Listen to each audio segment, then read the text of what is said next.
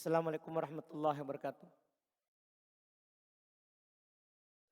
Innal hamdalillah nahmaduhu wa nasta'inuhu wa nastaghfiruh wa na'udzu billahi min syururi anfusina wa min sayyiati a'malina. May yahdihillahu fala mudhillalah wa may yudlil fala hadiyalah. Asyhadu an la ilaha illallah wahdahu la syarikalah wa asyhadu anna Muhammadan abduhu wa rasuluhu sallallahu alaihi wa ala alihi wa ashabihi wa man tabi'ahum bi ihsan ila yaumiddin amma ba'd. Alhamdulillah kembali di malam hari ini kita melanjutkan pembahasan seputar dua Id. Di pertemuan yang lalu kita membahas khutbah pada sholat Id, hukum khutbahnya, demikian pula tempat khutbah, apakah sebelum sholat atau setelah sholat. Kita sudah katakan bahwa Al-Imam Ibn Abdul Bar menukil kesepakatan bahwa dalam sholat Id, sholat dulu baru khutbah, berbeda dengan Jumat. Kalau Jumat, khutbah dulu baru sholat. Kemudian juga kita sudah membahas juga hukum mendengarkan khutbah Id itu berbeda dengan mendengarkan khutbah Jumat. Kalau khutbah Jumat wajib kita dengarkan, wajib kita diam. Sementara khutbah Id sunnah kita dengarkan, sunnah kita dengarkan. Iya. Dan tidak berdosa seorang itu berbicara pada khutbah Id. Hanya saja kalau dia dengarkan nasihat itu lebih bagus dan lebih baik. Kemudian pembahasan berikutnya masih terkait dengan khutbah. Dan ini masalah yang penting juga, sering ditanyakan setiap datang Id, ini sering ditanyakan. Apakah khutbah Id itu sama dengan khutbah Jumat dalam artian dua kali? Atau hanya sekali saja? Iya. Ini pembahasan penting dan di fikih juga dibahas secara khusus. Para ulama kita rahimahumullah, ulama madhab, mereka berselisih pendapat terkait dengan khutbah Id. Dia sekali atau dua kali.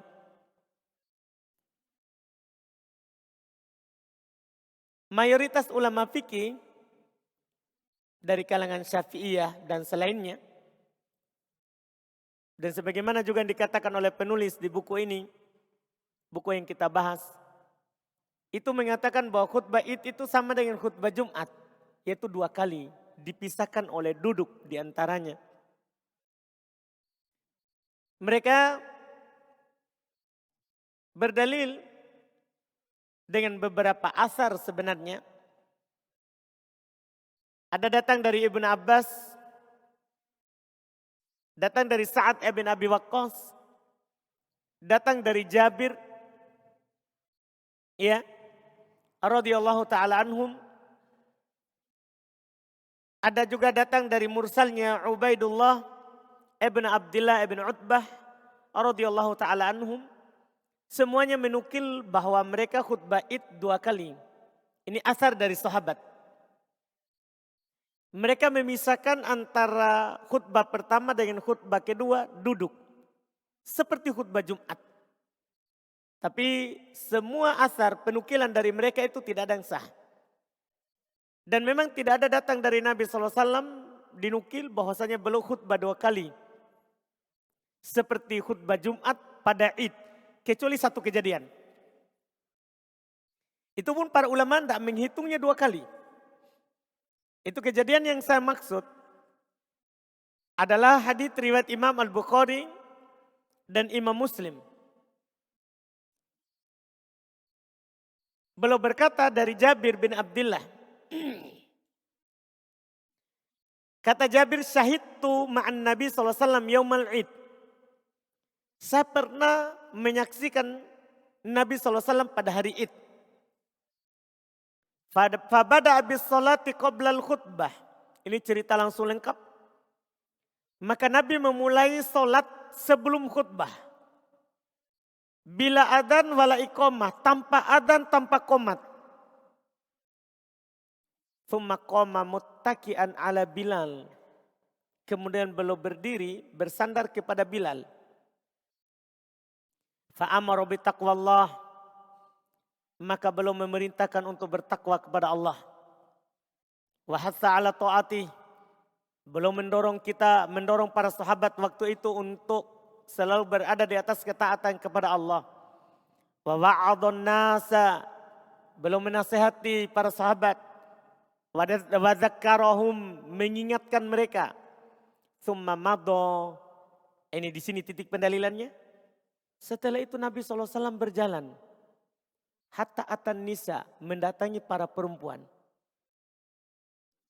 Fawa'adhunna wa dzakkarahunna. Maka Nabi menasihati mereka dan mengingatkan juga mereka. Seperti tadi laki-laki. Beliau berkata, ya ma'syarun nisa. Wahai sekalian perempuan. Tasaddaqona, bersedekahlah kalian. Ini menunjukkan nanti pentingnya perempuan itu bersedekah. Karena diingatkan khusus oleh Nabi SAW kepada mereka tentang hal ini. Walaupun laki-laki juga bukan berarti tidak bersedekah. Cuman perempuan sangat penting karena ada sebabnya. Nabi katakan, فَإِنَّ كُنَّ أَكْثَرُ حَطَبِ جَهَنَّمْ. Sesungguhnya kalian adalah terbanyak dari bahan bakarnya neraka. Karena neraka itu bahan bakarnya adalah dari manusia dan batu. Terbanyak dari bahan bakarnya neraka itu kata Nabi SAW perempuan. Makanya dianjurkan mereka untuk banyak bersedekah. Secara nas juga sedekah itu bisa menjadi pelindung dari neraka. Kata Nabi SAW kepada Aisyah, ittaqin nar walau bisyikki tamrah. Lindungilah dirimu dari api neraka walaupun dengan bersedekah sepotong kurma. Ini pentingnya sedekah bagi perempuan. Jadi Nabi berkata seperti itu, bersedekahlah kalian. Karena sesungguhnya kalian adalah paling banyak dari bahan bakarnya api neraka. Faqamat imro'atun min sitotin nisa. Maka berdiri salah seorang perempuan di tengah para wanita. Sab'aul khuddain, yang sudah agak berubah warna wajahnya. Warna pipinya. Ya tentunya ini bisa dimaklumi bersama. Sebelum turun ayat hijab. Jangan sampai bilang, oh berarti perempuan di masa Nabi tidak pakai jilbab. Ini sebelum turun ayat hijab. Setelah turun ayat hijab, mereka tidak boleh keluar kecuali pakai jilbab. Bahkan Nabi pernah dikatakan salah seorang dari kami tidak punya jilbab. Kata Nabi, pinjamkan. Saudarinya yang pinjamkan. Itu setelah turun ayat hijab. Ini sebelum ayat hijab turun. Berdiri seorang perempuan yang sudah berubah warna pipinya. Tentunya bisa saja karena panas di lapangan. Karena Nabi SAW kalau sholat id itu beliau sholatnya di baki. Di lapangan. Tidak di Masjid Nabawi. Tapi di baki. Ya, beliau sholat di lapangan. Faqalat. Dia berkata, 5 ya Rasulullah. Kenapa perempuan itu kebanyakan penduduk neraka? Jadi dia bertanya. Kenapa bisa perempuan yang banyak? Ini juga pertanyaan yang bagus. Karena akan menjadi pelajaran untuk para perempuan setelahnya. Alasannya kenapa perempuan itu paling banyak dari penghuni neraka. Supaya mereka menghindari ini. Kata Nabi, li'anna kunna tukfirna syaka. Karena kalian perempuan terlalu banyak mengeluh. Terlalu banyak mengeluh. Apalagi kita sekarang ini. Orang sedikit-sedikit mengeluh di status medianya. Iya, masalah sama rumahnya. Tapi dia mengeluh di WA, Facebook, Telegram, Instagram. Pokoknya ceritakan semuanya. Iya. Semua dia keluhkan di sana. Wa takfurnal ashir. Yang pertama, terlalu banyak mengeluh. Yang kedua, wa takfurnal ashir. Dia selalu kafir terhadap hasil suaminya. Yang diberikan oleh suaminya itu selalu dia ingkari. Bahkan Nabi pernah berkata, "Lau ahsanta ilaihinna ad-dahra, thumma ra'aita minka syai'an yakrahu." Kalau kamu berbuat baik kepadanya sepanjang masa, sepanjang hidupnya antum sama dia. Tapi setelah itu dia melihat sesuatu yang tidak baik dari kamu, langsung dia akan bilang, "Kamu tidak pernah memang berbuat baik." Itulah perempuan. Ini hati-hati, perempuan tidak boleh seperti itu. Iya, ini dua sebab, dua alasan kenapa mereka menjadi penghuni neraka terbanyak. Suka mengeluh karena kurangnya akalnya dan kurang agama. Perempuan itu kurang akal, kurang agama. Nabi yang bilang, bukan saya. Jangan sampai sebentar marah-marah semua. Iya. Nabi yang bilang perempuan itu kurang akal, pendek akalnya. Iya, makanya dia cepat sekali kalau ada masalah, cepat dia berbuat, muncul dari perbuatannya dan ucapannya. Terus kurang agamanya.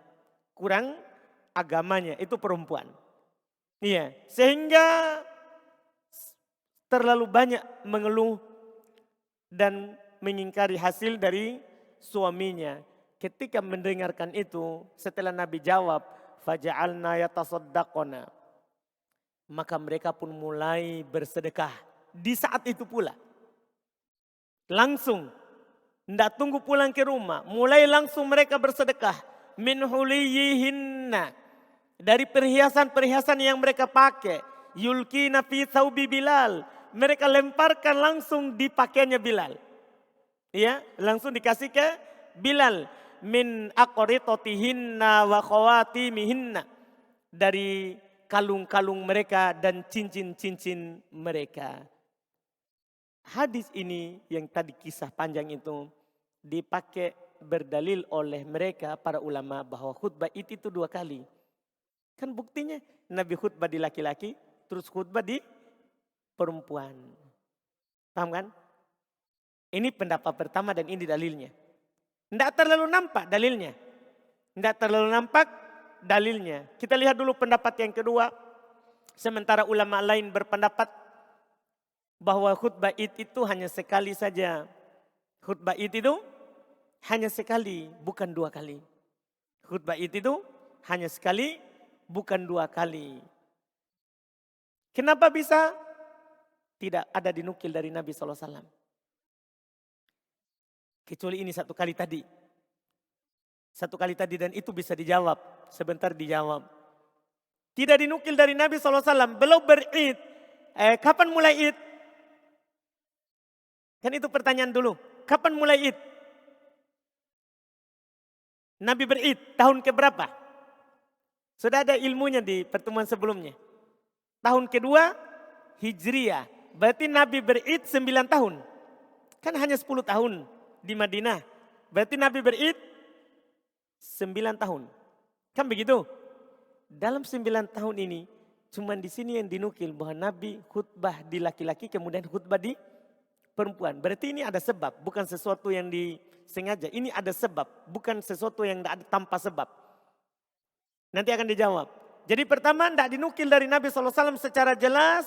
Seperti khutbah Jumat kan jelas. Nabi SAW khutbah 2 kali. Khutbah Id tidak. Tidak dinukil secara terang.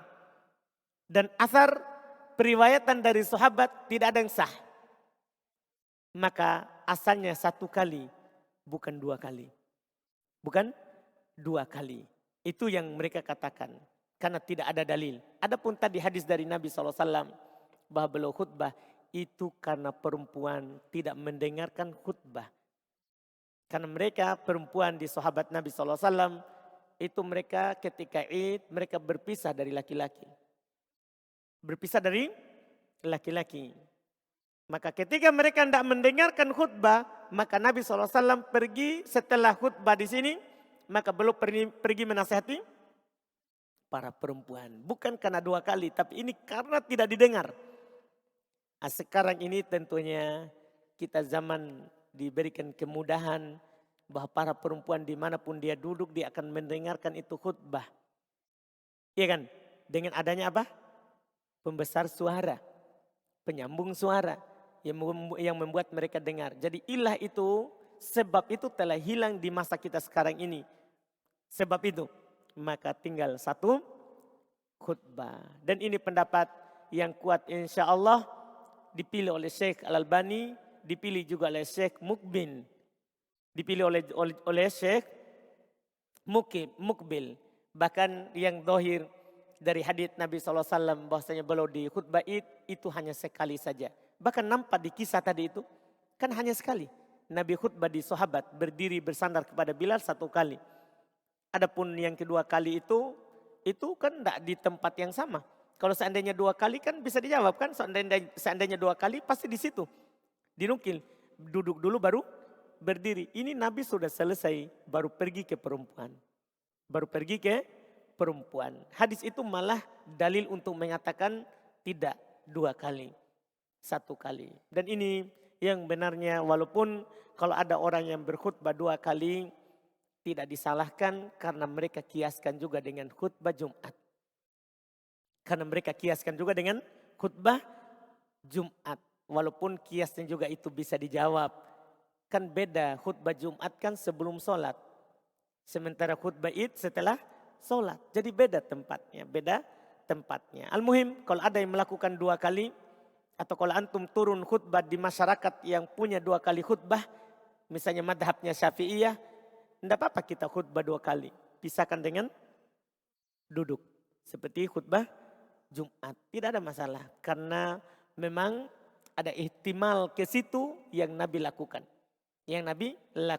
Walaupun secara jelas tidak ada. Kemudian masalah berikutnya. Yang disinggung di hadis juga tadi. Bahwa dalam Id. Itu tidak disyariatkan adzan. Tidak juga disyariatkan iqamah. Dinukil oleh Ibnu Qudamah rahimahullahu taala beliau berkata, "Wala na'lamu fi hadza khilaf." Kami tidak mengetahui dalam masalah ini ada perselisihan terkait dengan adzan dan iqamah pada salat Id. Ini juga yang dinukil oleh Al-Imam Ibnu Rajab. Bahkan Ibnu Rajab lebih keras ya dalam masalah ini. Beliau berkata, wattafaqal ulama, sepakat ulama ala annal adzan wal iqamah lil idaini bid'ah wa muhdats. Bahasanya adzan dan iqamah di hari Id bid'ah dan perkara baru. Bid'ah dan perkara baru. Kenapa bisa bid'ah dan perkara baru? Tadi penukilan dari Abdullah bin Umar, dari Jabir radhiyallahu taala anhu. Beliau katakan saya sholat Id bersama Nabi. Beliau sholat tanpa adzan dan tanpa iqamah. Beliau sholat tanpa adzan dan tanpa iqamah. Dan yang mengatakan bid'ah itu bukan hanya Ibn Abdul Bar. Tapi bahkan sebelumnya telah dikatakan oleh Al-Imam Abdurrahman Ibn Abza. Telah dinukil oleh Al-Imam Asy-Sya'bi. Juga dari Ibnu Sirin. Ibnu Sirin belum berkata ulama tabi'in. Jadi mengatakan bid'ah adzan dan iqamah ini sudah dari muridnya sahabat. Ibnu Sirin belum berkata muhdats. Itu perkara baru. Tidak boleh kita lakukan. Demikian pula tidak dikatakan pada sholat Jumat pada sholat Id as-sholatu jami'ah. Seperti di sholat gerhana. Kalau di sholat gerhana disunahkan ketika kita memanggil orang sholat gerhana tidak ada adzan, tidak ada iqamat, tapi sunnah mengatakan as-sholatu jami'ah. Sebagaimana nanti akan datang di pembahasan sholat gerhana. Tapi sholat Id tidak. Karena beda. Sholat Id kan orang sudah berkumpul. Sehingga tidak perlu lagi adzan, tidak perlu apa? Iqamat. Orang sudah keluar dari rumahnya. Kalau malam ini adalah malam takbir, malam Id, maka besok orang sudah akan keluar semua ke lapangan. Sehingga tidak perlu adzan, tidak perlu iqamah, tidak perlu bilang as-sholatu jami'ah, sholat berjamaah. Kenapa? Karena orang sudah berkumpul. Beda dengan sholat gerhana, orang-orang tidak berkumpul, tiba-tiba terjadi gerhana, maka disunahkan untuk memanggil dengan as-salatu jami'ah. Dipahami mungkin? Dan sebagai faedah, kalau kita lihat di awam sebelum imam kan, kalau dia mau sholat wajib kan dia ucapkan apa? As-salatu jami'ah rahimakumullah, begitu ya. Itu juga termasuk bid'ah. Kan sudah ada qomat, kenapa lagi diucapkan? Itu diucapkan saat sholat gerhana, bukan di sholat wajib. Itu diucapkan saat sholat gerhana. Sholat gerhana kan tidak ada adzan. Sehingga dianjurkan untuk bersuara as-salatu jami'ah. Bahkan pakai mic. Seperti adzan. Cuma tidak adzan. Ucapkannya as-salatu jami'ah. Kalau sholat fardu kan sudah ada adzan. Sudah ada iqomat. Tidak sunnah lagi bilang as-salatu jami'ah. As-salatu jami'ah. Jadi dalam sholat id tidak ada adzan, tidak ada iqomat, tidak ada ucapan as-salatu jami'ah. Ya, as-salatu jami'ah. Sebagian ulama rahimahumullah ta'ala mengatakan sunnah bilang as-salatu jami'ah. Ada mengatakan sunnah pada salat id mengatakan as-salatu jami'ah. Hanya saja mereka tidak punya dalil yang mereka katakan itu. Bahkan disebutkan oleh ya Asy-Syaikh Ibnu Baz rahimahullah ta'ala. Beliau agak keras dalam masalah ini menghukumi ucapan as-salatu jami'ah untuk salat id. Beliau berkata an-nida lil id bid'ah bi ayyi lafdin kana. Memanggil untuk salat id dengan lafaz apapun itu adalah bid'ah. Apakah lafaz adzan, lafaz iqamah atau lafaz as-salatu jami'ah itu bid'ah untuk salat id. Untuk sholat id karena memang tidak ada tuntunan dari Nabi kita Muhammad sallallahu alaihi wasallam terkait dengan panggilan di sholat id. Kemudian masalah berikutnya yang kita bahas juga adalah hukum keluar sholat id ke lapangan. Pertama, sebelum kita bahas hukum keluar untuk sholat id ke lapangan. Sholat id itu disunahkan di lapangan. Tidak pernah Nabi SAW sholat id di dalam masjid. Di dalam masjid. Apakah itu Idul Adha atau Idul Fitri. Nabi SAW beliau selalu keluar di lapangan. Di lapangan. Di musolah. Dinukil dari hadits yang diriwayatkan oleh Imam Al-Bukhari dan Imam Muslim dari Ummu Atiyah Nusaybah Al-Ansariyah radhiyallahu taala anha. Beliau berkata amarona Rasulullah sallallahu alaihi wasallam an nukhrija fil idainil awatiq wa dawatil qudur wa amarul huyyat ayatazilna musallal muslimin. Dan dalam lafaz dikatakan kunna nu'mar an nakhruja yaumal id hatta nukhrijal bikr min khidriha hatta takrujal huyyat fayukabbirna bitakbirihim wa yad'una bidu'aihim wa yarjuna barakata dzalikal yaum wa tuhratahu. Masya Allah. Kami, kata Ummu Atiyah, Rasulullah SAW memerintahkan kami untuk membawa keluar di sholat id al-awatiq. Para gadis yang berada di pingitan. Ya, karena mereka dulu para sahabat, kalau gadis itu tidak keluar rumah. Di dalam rumah saja, karena perempuan dimuliakan oleh Allah. Nanti datang pelamarnya baru keluar. Baru keluar. Beda kalau gadis-gadis kita sekarang. Gelisah tidak keluar. Na'udzubillah. Iya. Kami dulu, Rasulullah SAW perintahkan kami untuk membawa keluar di dua id para gadis yang berada di pingitan. Bahkan Rasulullah memerintahkan orang-orang yang sedang haid. untuk tetap keluar. Tinggal dia pisahkan diri dari saf yang tidak haid. Supaya tidak memutus saf. Dari musolla kaum muslimin. Dibilang di sini ayat tazilna musollal muslimin. Dia pisahkan diri dari musolla, tempat solatnya kaum muslimin. Dalam lafaz dikatakan kunna nu'mar. Kami diperintahkan an nakhruja yaumal id, untuk keluar pada hari id. Sampai kami membawa keluar al-bikir min khidriha. Para perawan, para gadis yang masih perawan di pingitannya. Hatta takhrujal huyyab, sampai juga orang-orang haid keluar. Fayukabbirna bitakbirihim, mereka bertakbir dengan takbirnya orang yang tidak haid. Wa yad'una bidu'aihim, mereka juga berdoa seperti doanya orang yang tidak haid.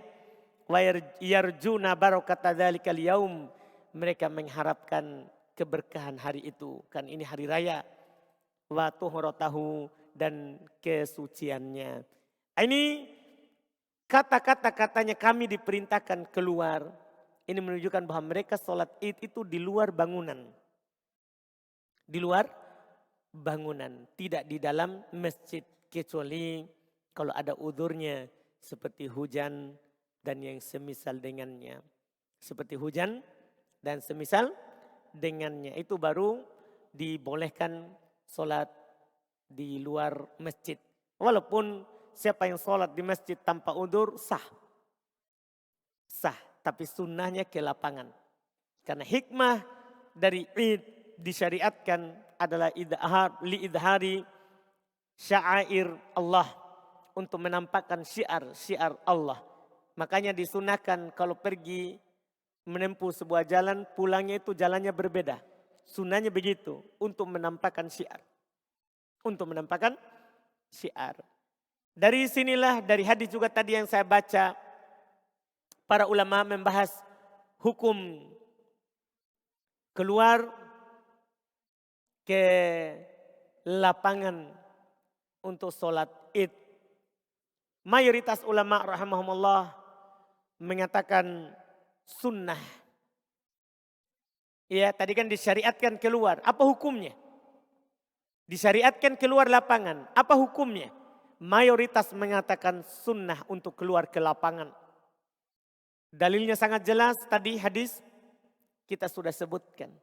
Ada sebagian ulama berpendapat berbeda dengan mayoritas, yaitu mereka berkata ini tasa'al masjidu fassolatu fihi afdol. Kalau masjid cukup, maka masjid lebih utama daripada lapangan. Saya ulangi, jadi dua pendapat terkait dengan hukumnya. Kalau disyariatkannya sepakat syariat di luar masjid. Tapi hukumnya di luar masjid apa? Ada yang mengatakan sunnah.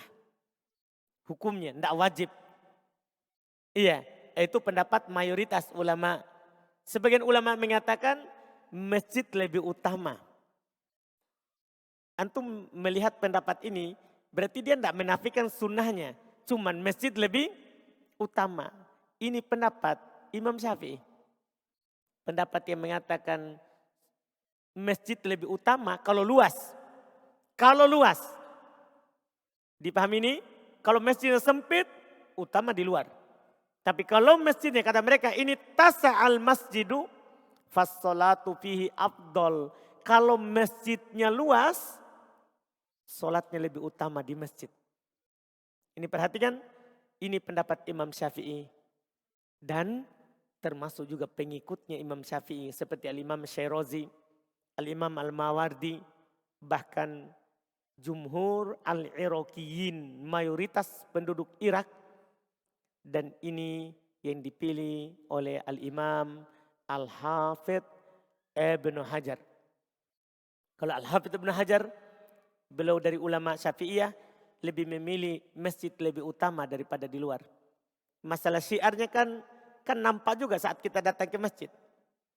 Masalah syiarnya nampak juga saat kita datang ke masjid. Paham kan? Hanya saja orang sekarang ini kita tutup di masjid karena masing-masing akan sholat di masjidnya dekat rumahnya.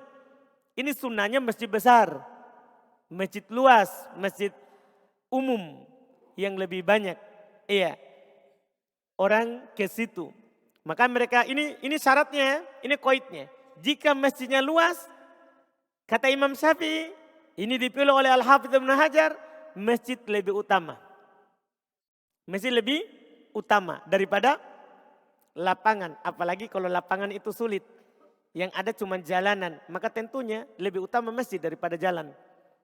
Kalau jalan lebih utama masjid daripada jalan. Kan ini pembicaraan kita antara lapangan sama masjid. Antara lapangan sama masjid. Sekarang dari dua pendapat ini, kalau yang mengatakan lebih utama di masjid, bahkan sunnah di masjid, dalil mereka hadis tadi. Yang saya baca, hadisnya Ummu Atiyah. Nabi memerintahkan kami untuk keluar. Untuk keluar. Kalau yang mengatakan masjid lebih utama apa?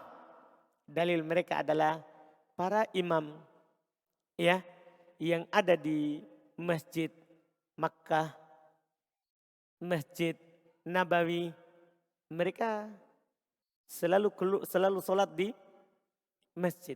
Dari masa ke masa, tidak ada ulama yang mengingkarinya. Dari masa ke masa, di Masjid Jami. Di Masjid Jami. Iya, ini yang disebutkan dalil mereka di dalam hal ini. Dalil mereka di dalam hal ini. Walaupun berdalil dengan perbuatan ini memang ada sisi kelemahannya. Karena dalil itu kan apa yang datang dari Nabi SAW bukan amalannya kaum muslimin. Cuman tidak adanya pengingkaran dari yang terjadi itu menunjukkan itu adalah hal yang boleh. Apalagi masjidnya luas. Iya, di dua pendapat ini yang hati-hatinya kita sholat. Pada dasarnya kita akan katakan sholat di lapangan itu sunnah. Itu pada dasarnya kita katakan. Sholat di lapangan hukumnya adalah apa? Sunnah. Dan kalau masjidnya luas boleh. Kalau masjidnya luas boleh diadakan sholat id. Karena tidak ada juga larangan dari Nabi SAW untuk sholat id di masjid. Tidak ada larangan dari Nabi SAW untuk sholat id di masjid. Oleh karena itu tadi Imam Syafi'i mengatakan masjid lebih utama jika luas. Tapi itu ya jika luas. Adapun kalau masjid sempit enggak. Lebih utama di lapangan. Dan sekali lagi ini kalau perbandingannya lapangan sama masjid. Lapangan sama jalan enggak. Tentunya masjid. Masjid kalau dibandingkan lapangan sama jalan. Maka lebih utama masjid. Lebih utama masjid. Ini wallahu alam terkait dengan ini. Kemudian para ulama juga membahas terkait dengan sholat id. Tentang keluarnya perempuan. Keluarnya perempuan. Tadi kita sudah baca hadisnya. Bahwa Nabi SAW memerintahkan para perempuan sahabat untuk keluar sholat id dan mengajak mereka. Dari situlah para ulama berpendapat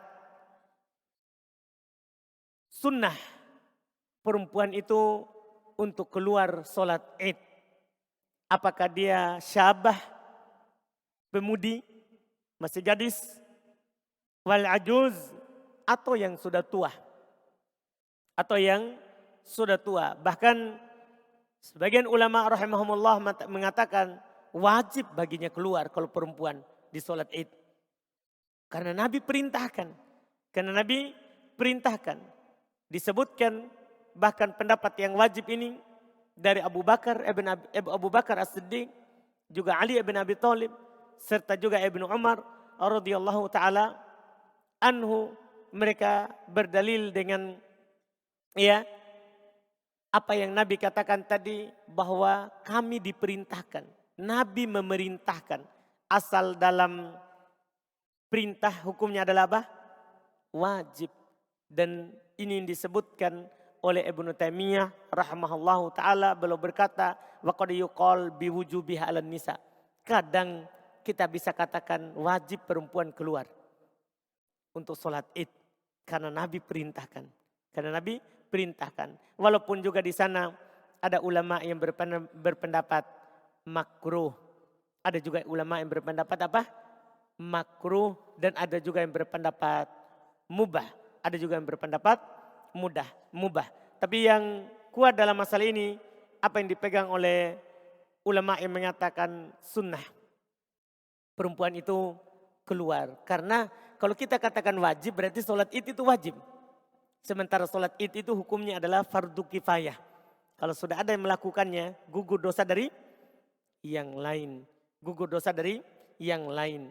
Ini yang disebutkan pendapat yang kuat terkait dengan keluarnya perempuan ketika sholat id. Ketika sholat id. Kemudian masalah berikutnya, masalah terakhir kita singgung ini masalah keluar untuk sholat id.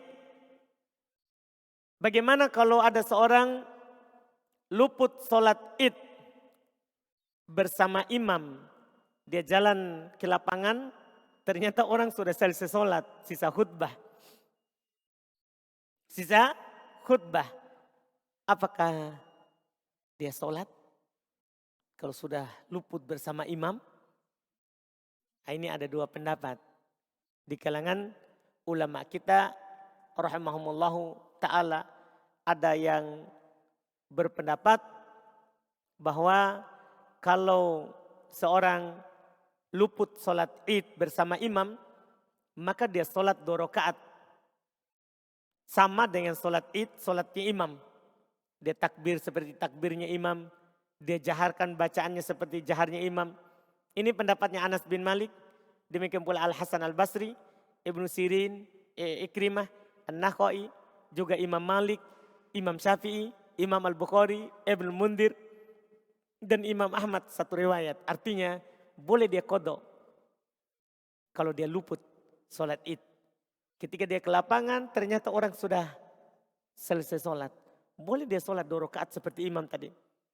Takbir pertama 7 kali, kedua 5 kali. Dia jaharkan bacaannya, boleh. Ini pendapat Imam Syafi'i, Imam Malik, Imam Ahmad satu riwayat. Pendapat mayoritas. Pendapat mayoritas. Iya, ini pendapat. Ada juga yang berpendapat bahwa dia tidak perlu qadha. Dia tidak perlu qadha. Iya, karena tidak sah sholat id kalau sholatnya sendiri tanpa imam. Sholat id itu adalah sholat berjamaah bersama imam, tidak sholat sendiri. Ini pendapat Abu Hanifah. Kan imam 4. Kalau Imam Malik, Imam Syafi'i, Imam Ahmad satu riwayat, semua berpendapat boleh qadha. Kalau Imam Abu Hanifah mengatakan tidak qadha. Ini pendapat yang kedua. Pendapat yang kedua. Dan pendapat yang kedua ini dipilih oleh Syekhul Islam Ibnu Taimiyah serta Ibnu Utsaimin rahimahullahu ta'ala. Tinggal mana yang kuatnya dalam masalah ini, maka tinggal dipahami dari hukum sholat id itu sendiri. Hukum sholat id itu apa? Itu dulu dipahami. Pendapat mayoritas sholat id itu paling tingginya adalah fardu kifayah. Walaupun ada yang mengatakan sunnah sholat id. Nah, ketika kita berpendapat sunnah, maka tidak perlu qadha karena luput waktunya. Apalagi dia sunnahnya berjamaah. Terus bagi yang mengatakan fardu kifayah itu wajib, tapi kalau sudah ada melakukannya gugur dari yang lain. Maka juga kita tidak katakan sunnah qadha. Kita tidak katakan sunnah qadha. Maka cukup dia datang untuk melakukan untuk mendengarkan apa? Khutbah, menyaksikan berkahnya hari itu. Seperti para perempuan yang haid kan juga ikut keluar ke lapangan, ya kan? Walaupun mereka tidak sholat. Pendapat yang mengatakan tidak qadha itu lebih kuat.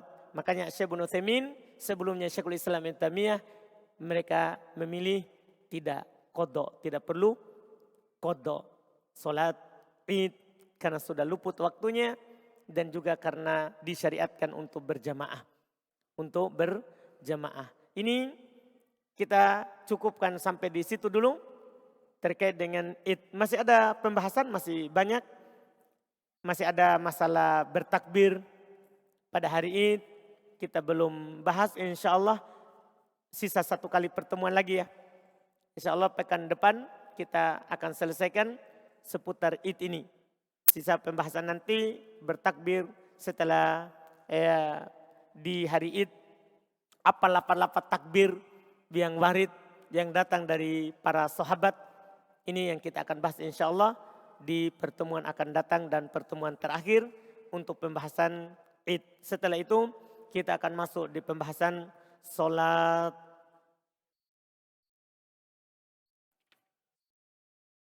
gerhana insya Allah. Apakah gerhana bulan ataupun gerhana matahari. Insya Allah ta'ala setelah 1 kali pertemuan lagi.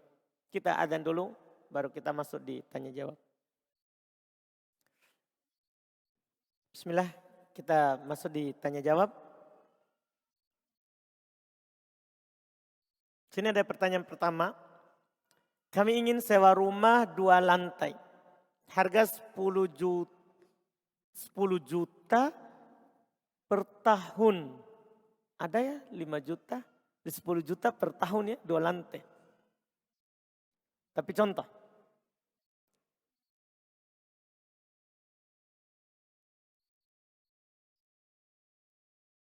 Rp10 juta per tahun, 2 lantai harga 10 juta per tahun. 5 jutanya kami tanggung untuk tinggal di lantai 2. Dan 5 jutanya kami buka donasi untuk rumah belajar di lantai 1. Apakah boleh Ustadz? Sebaiknya jangan.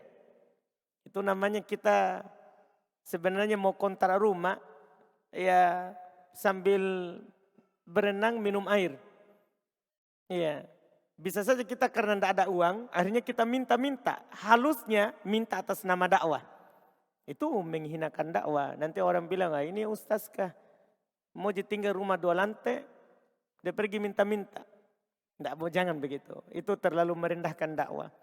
Iya, terlalu merendahkan dakwah. Tinggal saja, cari saja kontrak yang mampu kita sewa. Kalau mau bikin dakwah di tempat lain saja. Jangan membuat orang itu bersangka baik. Bersangka buruk terhadap dakwah. Ya, bersangka buruk terhadap dakwah. Itu sebaiknya jangan dilakukan. Iya, sebaiknya jangan dilakukan.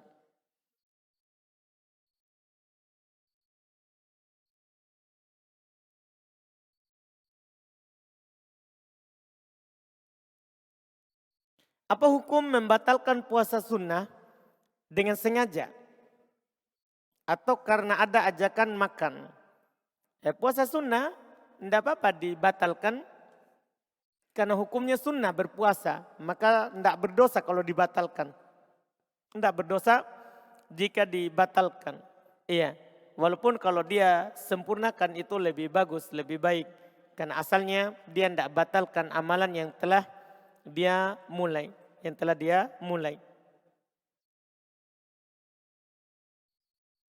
Apa hukumnya jika kita melaksanakan sholat duha lagi di jam 10?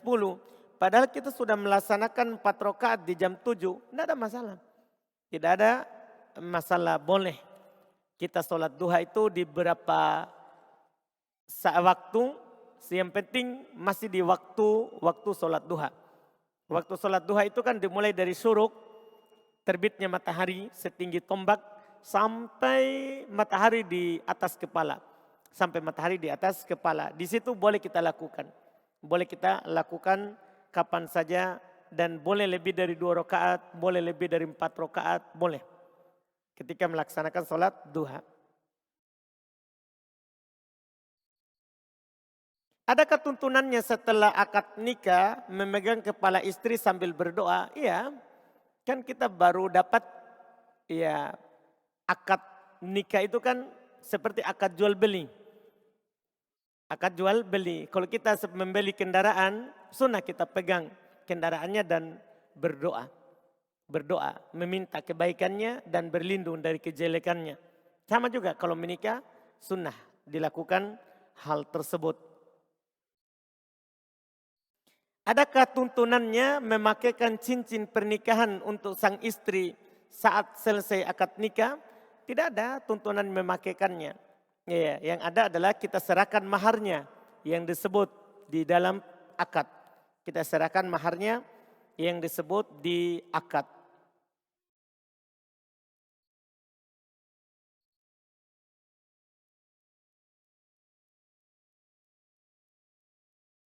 Bagaimana hukum vape dalam kurung rokok elektronik yang dikonsumsi agar bisa berhenti dari rokok kretek, hisap biasa. Karena alhamdulillah saya bisa berhenti dari rokok kretek dengan vape, rokok elektronik. Mohon nasihatnya, ini dia keluar dari lubang biawak masuk ke lubang buaya. Karena rokok elektronik itu lebih berbahaya daripada rokok yang biasa. Lebih berbahaya. Iya. Tanya saja dokter kalau tidak percaya. Tanya saja dokter kalau tidak percaya. Jalan keluarnya bukan ke rokok. Bukan ke rokok. Iya. Tapi ke yang lain. Kan ini adalah perkara yang membahayakan diri. Rokok itu adalah perkara yang membahayakan diri, bisa membunuh. Ditulis di rokok. Ditulis di rokok bahwa rokok itu membunuh. Rokok itu membunuh. Berbahaya bagi ini dan itu. Rokok berbahaya.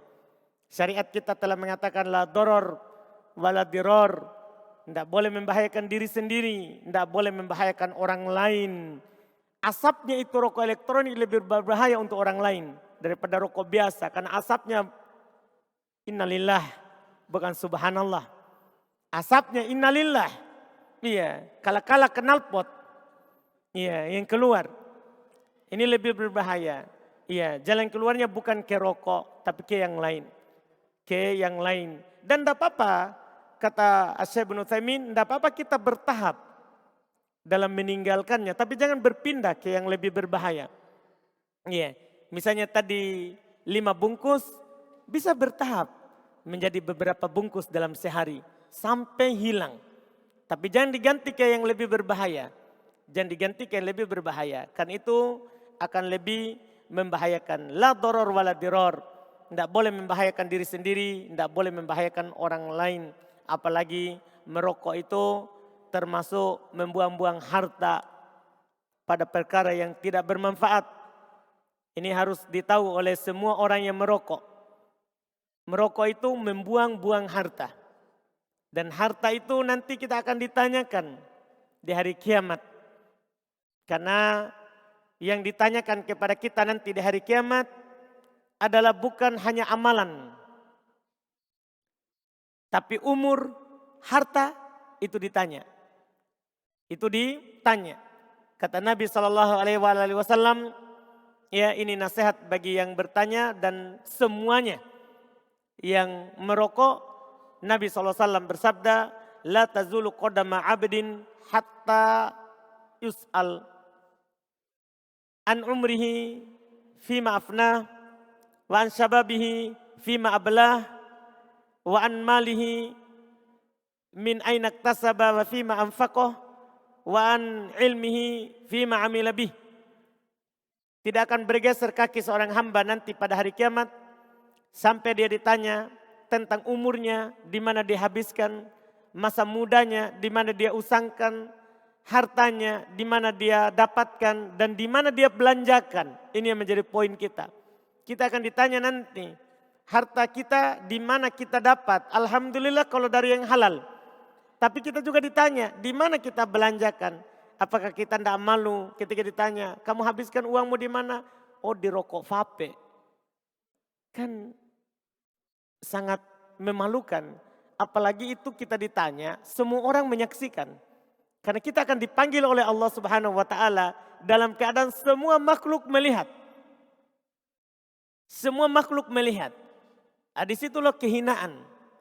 Apalagi dia mati karena rokok. Hati-hati, mati karena rokok itu berbahaya. Mati karena rokok, maka dia akan disiksa di neraka dengan rokoknya. Dia akan merokok sampai mati kemudian dihidupkan lagi. Dikasih rokok lagi. mati lagi, dihidupkan lagi, dikasih lagi rokok. Begitu terus siksaannya. Itu kan mengerikan. Ini mengerikan. Ini yang harus diketahui. Iya, yang harus diketahui. Kita hidup di dunia ini tidak seperti hewan mati selesai. Enggak, kita masalahnya akan dibangkitkan dan akan ditanya. Di antara yang ditanya tadi tentang harta, di mana kita belanjakan, setelah ditanya di mana kita dapatkan, wallahualam. Izin bertanya, apakah sholat id sudah termasuk sholat duha? Tidak termasuk. Sholat id beda dengan sholat duha. Sholat id beda dengan sholat duha. Apa boleh sholat sunnah qobliyah hanya baca surah Al-Fatihah? Boleh. Sholat sunnah boleh hanya baca Al-Fatihah.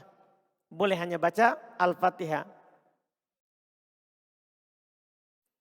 Apa hukumnya penyampaian tata cara sholat id sebelum sholat id seperti di masyarakat pada umumnya? Tidak apa-apa, itu namanya pengajaran ilmu. Jangan sampai orang tidak tahu tata cara sholat id atau dia lupa.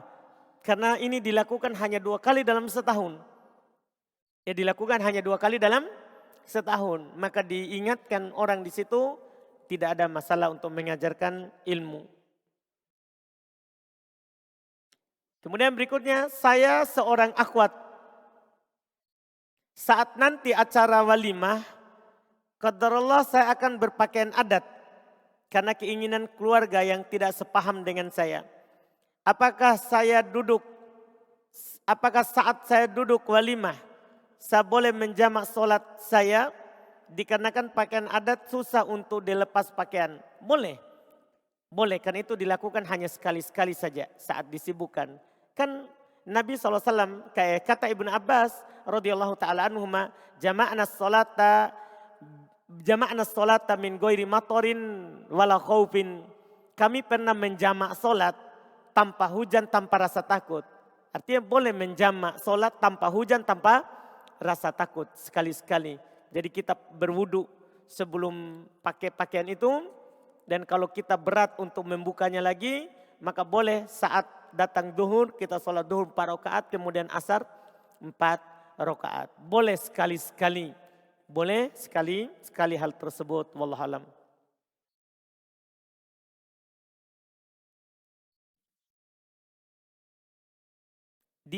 Kan ini terkait dengan pakaiannya, diawalkan.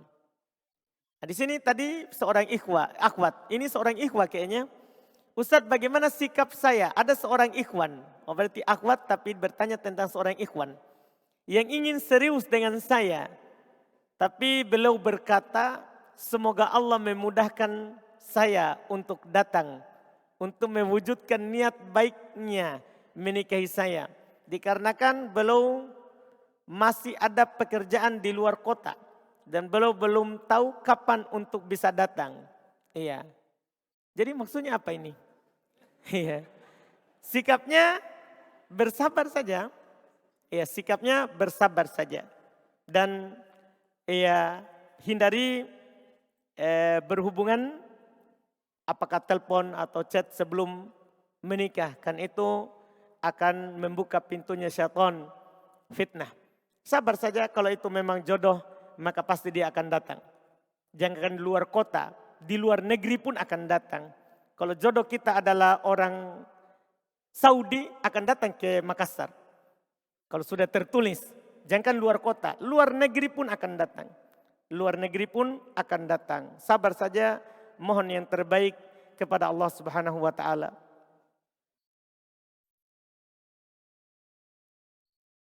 Apa-apa saja siksaannya yang didapatkan di dunia, orang yang durhaka pada kedua orang tua. Iya. Orang yang durhaka kepada kedua orang tua tentunya, iya. Ketika dia durhaka kepada kedua orang tua, maka dia durhaka kepada Allah Subhanahu wa taala.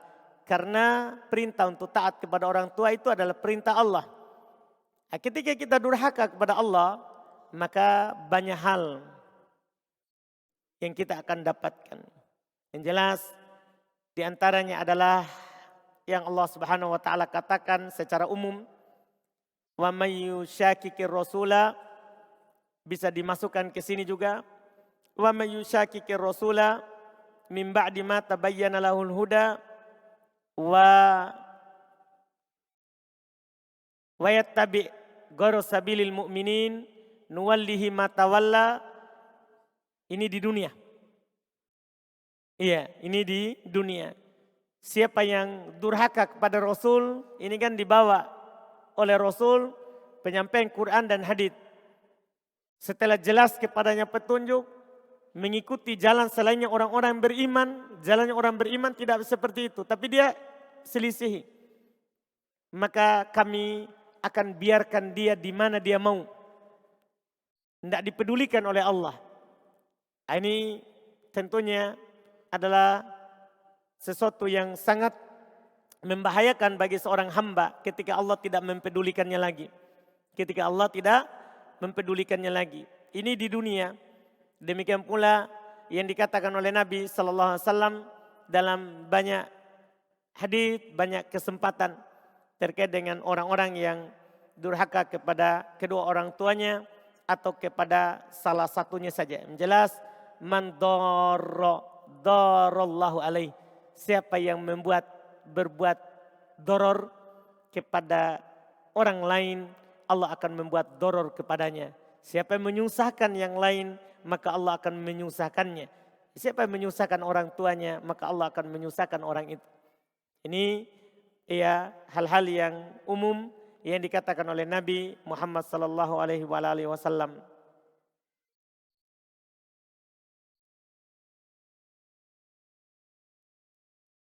Apa itu ayat kauniyah dan ayat syari'iyah? Ayat kauniyah itu alam semesta ini. Langit dan bumi itu namanya ayat kauniyah. Matahari, bulan, bintang itu namanya ayat kauniyah. Ayat yang bisa kita lihat dengan mata kepala kita ini sekarang. Terkait dengan alam semesta, ciptaan Allah. Itu ayat kauniyah. Adapun ayat syari'iyah maksudnya Quran. Ayat syari'iyah adalah Quran, perintah dan larangan Allah serta apa saja yang Allah Subhanahu wa taala beritakan di dalam Al-Quran. Di dalam Al-Quran itu disebut ayat syari'iyah.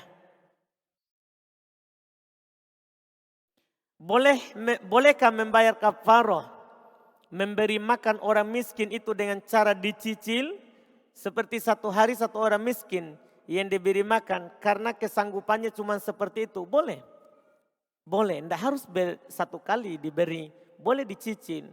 Boleh dicicil dalam membayar kafaroh. Misalnya kita punya, tapi ini kafaroh apa dulu? Kan macam-macam kafaroh itu. Kalau kafaroh sumpah kan memberi makan 10 orang miskin. Kalau kafaroh sumpah. Kalau kafaroh nadar sama juga memberi makan 10 orang miskin. Kalau kafaroh mendatangi istri di bulan Ramadan kan beda lagi. Ini kan memberi makan berapa? 60 orang miskin. 60 orang miskin. Boleh dicicil. Boleh dicicil pembayarannya.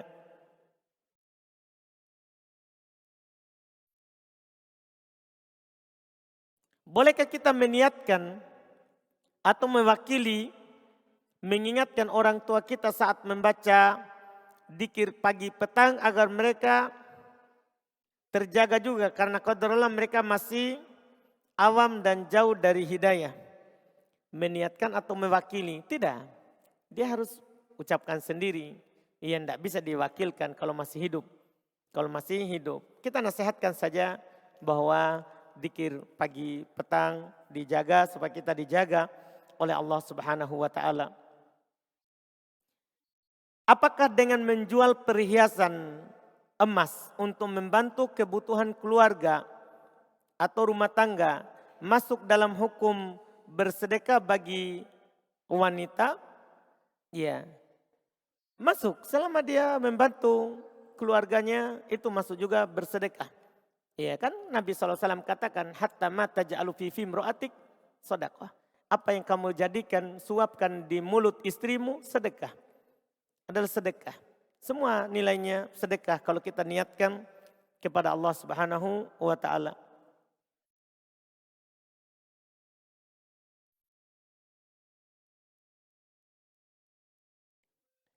Ini ada pertanyaan, Afan Ustadz ingin bertanya di luar tema. Orang tua anak belum lama ini meninggal. Anak 7 bersaudara, kakak-kakak dan adik-adik. Anak mengadakan acara tahlilan, kakak-kakak dan adik-adik anak mengadakan acara tahlilan 7 hari, 40 hari. Anak sudah mengatakan kepada keluarga tidak ada acara tahlilan dalam Islam. Tapi kakak anak berkata, dulu mama bilang kalau meninggal mau ditahlilkan. Semasa hidup mama anak sudah anak sampaikan tentang hukum tahlilan. Kalau tidak ada dalam agama Islam. Orang tua anak memang masih awam. Ilmu agama dan ilmu tentang tahlilan orang meninggal. Apakah orang tua anak mendapat dosa dengan diadakan acara tahlilan yang dilakukan anak-anaknya? Tergantung. Kalau dia wasiatkan. Kalau saya meninggal tolong ditahlilalkan. Tahlilkan. Berdosa. Karena dia berwasiat. Ketika dia berwasiat untuk melakukan dosa dan anaknya lakukan, maka orang tuanya dapat. Orang tuanya dapat. Tapi kalau dia tidak wasiatkan hal tersebut, tapi anaknya yang melakukannya, maka dosa yang anak, bukan dosa orang tua. Bukan dosa orang tua. Makanya Syekh Al-Albani rahimahullah ta'ala mengingatkan, karena masa kita sekarang ini masa banyak sekali kebodohan, seorang yang meninggal itu hendaklah berwasiat. Berwasiat sebelum dia meninggal. Bahkan ketika dia meninggal, tidak dikapuri kuburannya, tidak dicat, tidak ditulisi kuburannya. Ya.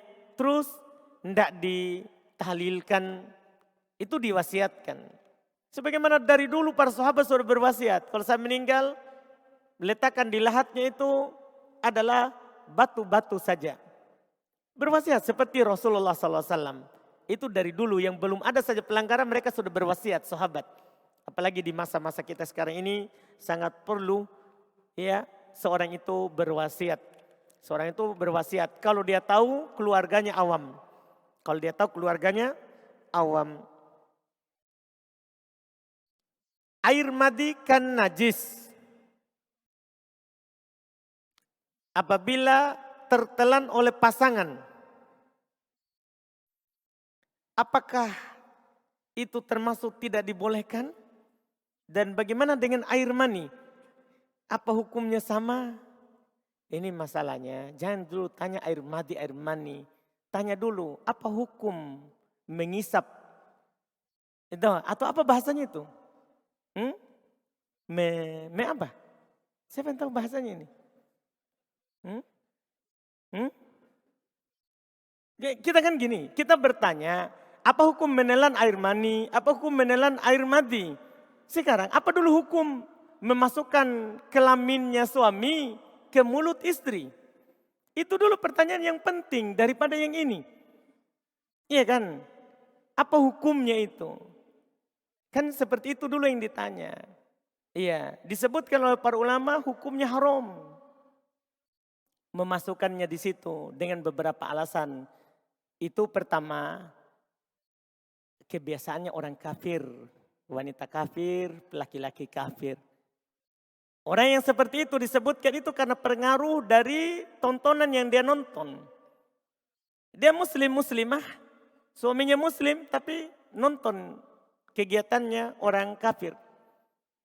Sehingga dia juga contohkan. Pertama itu tasabbuh dengan orang kafir. Yang kedua tasabbuh dengan hewan. Hewan itu kalau dia mau melakukan hubungan sama pasangannya, dia cium, dia jilat-jilat dulu. Na'udzubillah, itu kan mirip dengan hewan. Itu alasan kedua kenapa haram. Tasabbuh, kita di beberapa perkara dalam solat, ketika menyerupai hewan kita dilarang. Dilarang kita kalau sujud, ini siku menyentuh lantai. Karena akan menyerupai anjing. Harus diangkat ini sikunya. Kenapa? Menyerupai anjing. Ini dalam sholat. Demikian pula dalam hal lain. Karena menyerupai hewan. Tidak boleh. Kemudian yang ketiga. Ini mulut. Mau dipakai baca Quran. Mau dipakai zikir. Kita kasih masuk hal itu. Itu bukan tempatnya. Allah cuma suruh kita mendatangi kebun kita. Di mana kita disuruh. Boleh dari belakang, boleh dari depan, tapi yang penting masuknya di situ. Terserah, mau lewat belakang, saya bicara terus terang, banyak anak muda ini. Iya, tapi untuk ilmu. Boleh kita lewat belakangnya, boleh kita juga dari depan, tapi masuknya di situ saja. Tidak boleh lubang yang lain. Tidak boleh lubang yang lain, harus lubang itu. Kan itu yang dikatakan oleh Allah dalam Al-Quran. Allah sebutkan, fa'atu harthakum anna syi'tum. Datangi kebun kalian, di mana saja kalian mau. Terserah, yang penting masih di situ, tempat bercocok tanam. Jangan pergi bercocok tanam di tempat yang tidak diizinkan. Ingat, ini mulut dipakai untuk baca Quran. Tidak dipakai untuk itu. Tidak dipakai untuk itu. Belum lagi itu alasan keempat. Alasan ketiga, alasan keempat itu menyakiti istri. Iya kan? Iya. Syukur kalau dia tidak jijik. Tapi kalau jijik, itu keempat. Alasan kelima, madi itu najis. Madi itu najis. Nah ketika kita bercumbu dengan istri, kan itu keluar. Mencium saja akan keluar. Apalagi di situ. Tentunya akan keluar dengan sangat. Nah susah bagi istri ketika dia melakukan itu untuk memisahkannya, meludah dulu, buang dulu najisnya.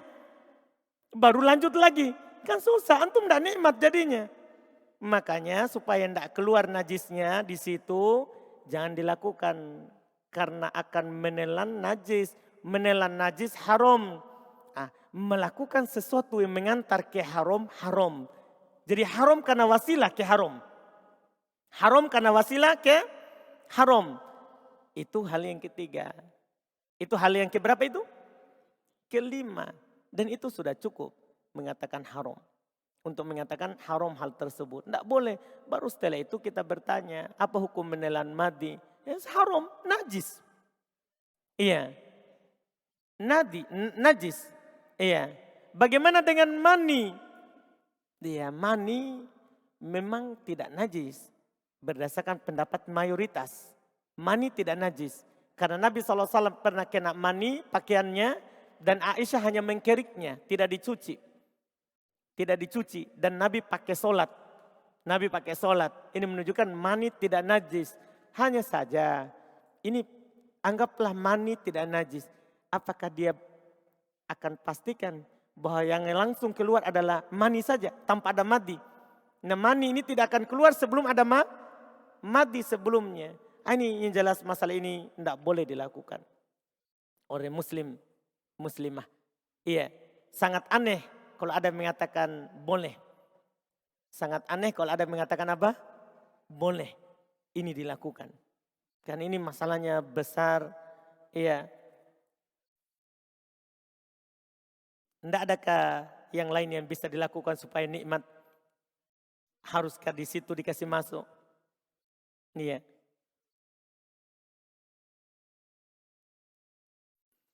Apabila masbuk di rakaat pertama dan belum sempat membaca surah Al-Fatihah dan imam langsung ruku, apakah harus menambah satu rakaat? Kalau dapat berdiri, kita dapat imam lagi berdiri. Kita takbir Allahu Akbar. Belum selesai Al-Fatihah imamnya sudah ruku. Tidak mampu kita selesaikan, tidak mampu kita kejar. Maka tambah satu rakaat. Kalau dapat ruku, maka dianggap dapat. Dianggap dapat hal tersebut. Wallahu alam berdasarkan pendapat dari Imam Syafi'i dan mayoritas ahli hadis. Wallahu alam.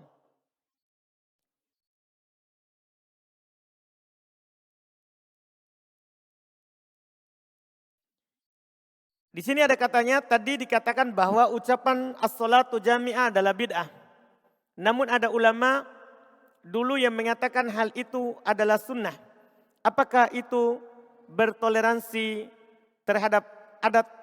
Apakah kita bertoleransi dalam hal ini? Tidak, maksudnya itu setiap ada perbedaan pendapat, kita dituntut untuk melihat apa dalilnya. Itu kita sebagai orang yang bertaklid. Tidak boleh setiap berpendapat langsung kita bilang, oh boleh. Tidak, kita lihat apa dalilnya. Karena dalam semua masalah yang diperselisihkan, kewajiban kita adalah kembali kepada Quran dan Sunnah. Allah yang bilang, fa in tanaza'tum fi syai' farudduhu ilallahi war rasul. Kalau kalian berselisih tentang sebuah masalah, kembalikan kepada Allah dan Rasulnya. Makanya tadi kata as-salatu khairum minan naum. Walaupun ada yang bilang sebelumnya adalah sunnah karena dikiaskan dengan solat gerhana, Asy-Syaikh Ibnu Baz bilang bid'ah. Kenapa? Tidak ada dalil. Setelah kita periksa apakah ada dalil Quran atau sunnah, tidak ada. Maka semua yang tidak ada dalilnya adalah bid'ah. Semua yang tidak ada dalilnya adalah bid'ah. Itu yang beliau katakan tadi.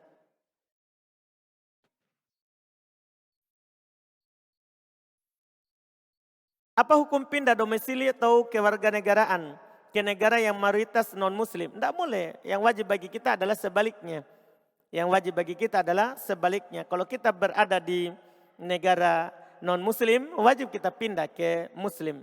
Yang bisa membuat kita menegakkan syariat Islam. Wallahualam.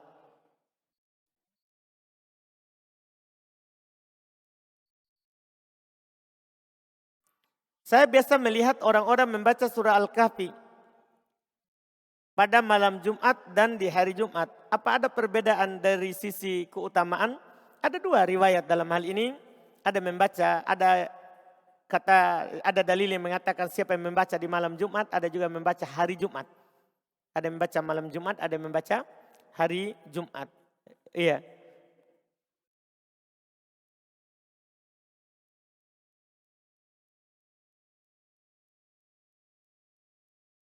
Sini katanya bagaimana cara ta'aruf yang disunahkan atau disunahkan Nabi atau yang sesuai dengan syariat. Ya kita ta'aruf, kita pakai pengurus untuk ya menjelaskan dan menyampaikan keinginan kita dan menanyakan apa yang kita inginkan.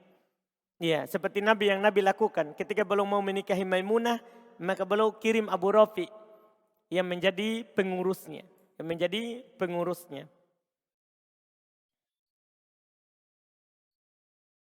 Apakah sah sholat id tanpa khutbah Ustadz? Karena saya pernah mendapati imam saya sholat id dengan keluarga tanpa mendapati paman saya sholat id dengan keluarga tanpa khutbah. Sah. Kan kita sudah bilang bahwa khutbah dalam sholat id itu sunnah. Khutbah dalam sholat id itu sunnah. Sah sholatnya tanpa khutbah.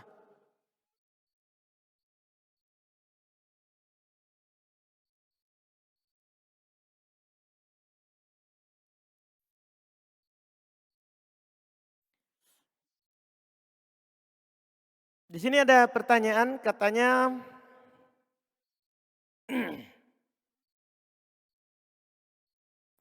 apakah sah? Iya.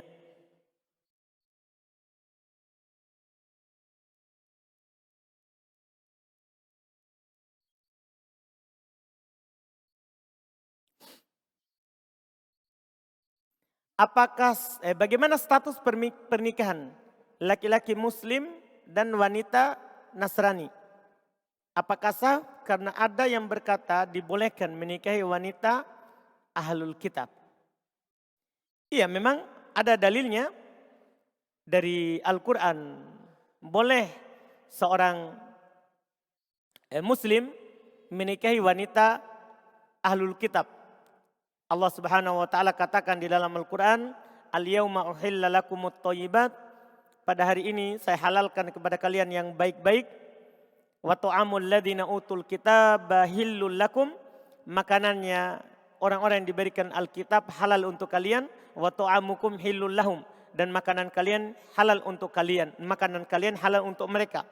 Wal muhsanatu minal mu'minati wal muhsanatu minal ladzina utul kitabi min qablikum. Dan halal juga bagi kalian al-muhsanat, wanita-wanita yang beriman dan wanita-wanita yang menjaga kehormatannya dari ahli kitab sebelum kalian. Dengan ayat ini halal, tapi tidak sebaliknya. Tidak sebaliknya.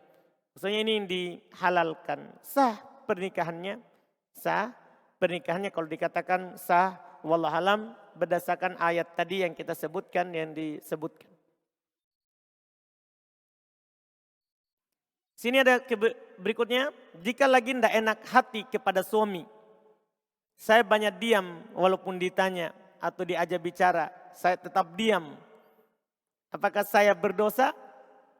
Iya. Wallahu alam, tidak tahu.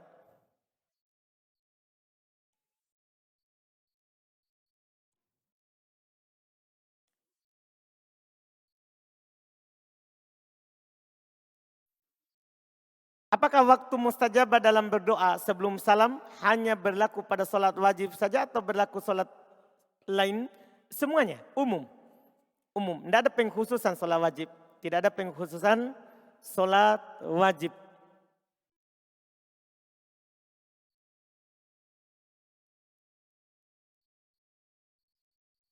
Saya ingin bertanya Ustadz, sebagai makmum kita tidak diharuskan membaca Al-Fatihah, melainkan mendengarkan saja bacaan imam. Bagaimana jika saya masbuk pada rakaat pertama saat imam sudah selesai baca Al-Fatihah, sedangkan sedang membaca surah pendek dan saya luput membaca Al-Fatihah karena kebiasaan tidak membaca jika sholat berjamaah. Apakah itu terhitung rakaat Ustaz mengingat tidak ada sholat tanpa Al-Fatihah? Iya. Kenapa kita bilang tidak harus membaca Al-Fatihah ketika sholat berjamaah? Apa dalilnya? Kalau sholat berjamaah tidak harus baca Al-Fatihah. Kenapa kita berpendapat seperti itu? Kan harus ada dalilnya. Iya, harus ada dalilnya. Dari pembahasan fikih terkait dengan bacaan Al-Fatihah saat kita sholat berjamaah, ini pertanyaan terakhir kita jawab dan kita tutup. Para ulama kita membahas apa hukum membaca surah Al-Fatihah bagi makmum dalam sholat berjamaah dan jahriyah. Bukan siriyah ya, maksudnya sholat maghrib, isya, subuh. Apa hukum baca Al-Fatihah atas makmum? Mayoritas ulama berpendapat rukun, bukan wajib. Rukun, tidak ada sholat kalau dia tidak baca Al-Fatihah. Walaupun dia sebagai makmum. Berdalil dengan hadis yang sangat banyak, di antaranya Nabi SAW bersabda, hadis Ubadah bin Somit, la sholata liman lam yakro bi fatihatil kitab. Tidak ada solat bagi yang tidak baca Al-Fatihah. Ini berlaku imam makmum berjamaah atau sendiri, jahriyah atau siriyah. Semuanya tidak ada solat bagi orang yang tidak baca Al-Fatihah. Ini hadis riwayat Bukhari Muslim. Hadis riwayat Bukhari Muslim. Ini pendapat mayoritas. Malikiyah, Hanabilah, Syafi'iyah, semuanya berpendapat seperti itu. Tidak ada yang berpendapat bahwa boleh tidak baca Al-Fatihah atau hanya mendengarkan imam kalau pada solat jahriyah bagi makmum. Tidak ada yang berpendapat kecuali orang Hanafiyah. Mereka berdalil dengan hadis dari Jabir radhiyallahu taala anhu, riwayat Imam Al-Baihaqi, Imam Tabrani rahmahullah. Katanya Nabi SAW bersabda, man kana lahu imam fa qiraatuhu lahu qiraah. Siapa yang sholat memiliki imam, maka bacaan imam adalah bacaan makmum. Artinya si makmum tidak perlu baca.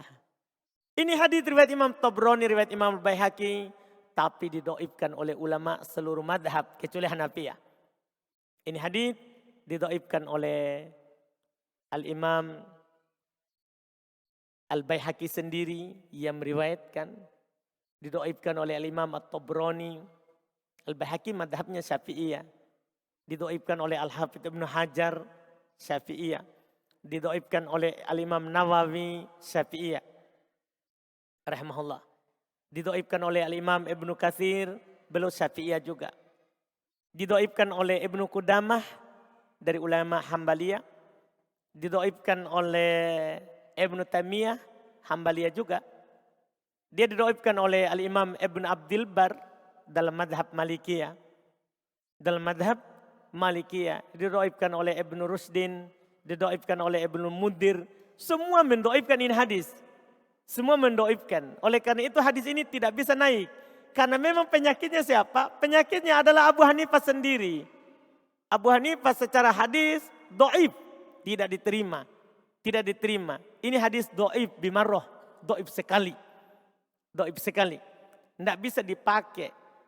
Anggaplah sahih. Menyelisih yang lebih sahih. Dalam Bukhari Muslim tidak ada solat bagi yang tidak baca Al-Fatihah. Tiba-tiba dia datang bahwa makmum tidak perlu baca Al-Fatihah. Ini kan menyelisih yang lebih sahih. Maka itu tertolak hadisnya. Kalau seandainya sahih, apalagi sudah doib. Terus juga perlu kita tahu, pernah sahabat solat di belakang Nabi SAW, mereka ikuti Nabi baca Al-Fatihah dan selain Al-Fatihah. Setelah solat Nabi bilang, sepertinya kalian baca di belakang imam. Kata para sahabat, iya. Kata Nabi, la taf'alu illa bi ummil kitab. Jangan lakukan kecuali Al-Fatihah. Jadi kan ini sangat jelas. Jangan baca. Tadi mereka baca semua yang dibaca oleh Nabi dia baca. Tapi Nabi bilang, jangan dibaca kecuali Al-Fatihah saja. Ini kan lebih jelas. Ini hadis riwayat Imam Abu Daud. Disahihkan oleh Syekh Al-Albani rahimahullahu ta'ala tentang hal tersebut. Maka perkataan kita tadi bilang yang ditahu itu sebagaimana dimaklumi kita tidak diharuskan membaca Al-Fatihah. Yang kita makluminya yang mana? Kan yang dimaklumi itu lawannya. Tidak ada solat yang tidak baca Al-Fatihah. Mungkin yang kita maklumi. Bukan yang saya maklumi. Karena memang hadisnya do'if. Hadisnya do'if. Yang lebih sahih itu adalah yang baca. Yang baca. Dalam hal ini kita harus baca Al-Fatihah. Ketika kita tidak baca Al-Fatihah maka tidak ada solat. Kecuali mendapati imam saat ruku. Kenapa kita bisa kecualikan? Ini Imam Syafi'i kecualikan. Karena ada hadis sahih dari Nabi SAW riwayat Imam Al-Bukhari. Abu Bakar pernah datang, imam sedang ruku, Nabi sedang ruku. Dia ruku di pintu, sambil ruku sambil jalan ke shaf. Nabi menegurnya, jangan kamu lakukan seperti itu. Semoga Allah menambah semangatmu untuk dapat sholat, tapi jangan diulangi. Yang Nabi tidak suruh tambah 1 rakaat, ini menunjukkan rakaatnya sah kalau dapat ruku. Yang Nabi larang adalah ruku sambil jalan. Sampai saking tidak mau masbuk, seperti santri misalnya, yang dilarang masbuk, akhirnya dia ruku di sana sambil jalan. Itu tidak perlu. Itu tidak perlu, maksudnya ruku sambil jalan. Ruku sambil jalan. Tapi kalau sampai dia dapat, sah. Sampai dia dapat, sah rakaatnya. Tidak masbuk. Tidak masbuk. Tapi kita tegur, jangan ruku sambil jalan. Jangan ruku sambil jalan. Itu yang ditegur oleh Nabi SAW. Itu wallahu alam. Kita cukupkan. Subhanakallahumma hamdik. Asyhadu an la ilaha illa anta astaghfiruka wa atubu ilaik. Assalamualaikum warahmatullahi wabarakatuh.